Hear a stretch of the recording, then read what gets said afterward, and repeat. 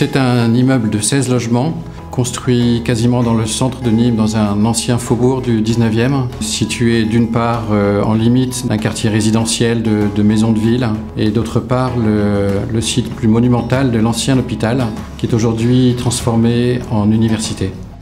On est ici dans un bâtiment à énergie positive, c'est-à-dire que c'est un bâtiment qui va produire de l'énergie et qui produit plus d'énergie que ce qu'il en consomme.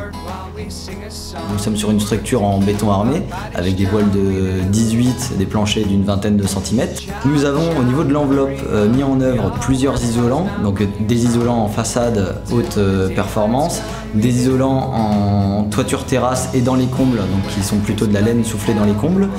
Et ici même, des panneaux en laine de roche en sous-face des planchers des logements. Ce qui constitue également l'enveloppe, il y a tout ce qui est menuiserie que vous pouvez voir ici, juste derrière nous, qui ont des coefficients thermiques assez importants pour justement améliorer l'enveloppe.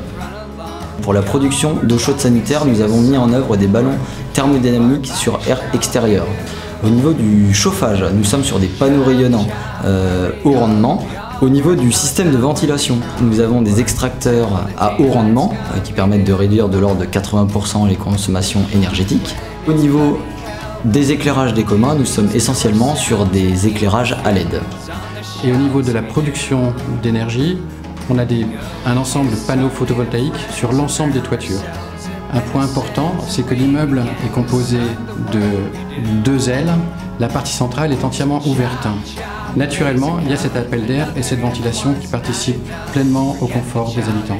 Pour l'esthétique du bâtiment, je me suis inspiré du quartier avec une aile qui est au contact de maisons de ville avec des toitures en pente. La deuxième aile du bâtiment, elle, fait face à l'ancien hôpital qui est plus monumental.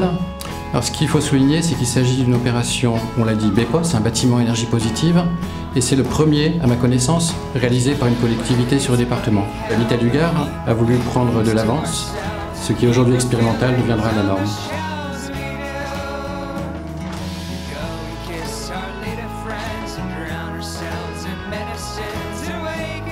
Start the world.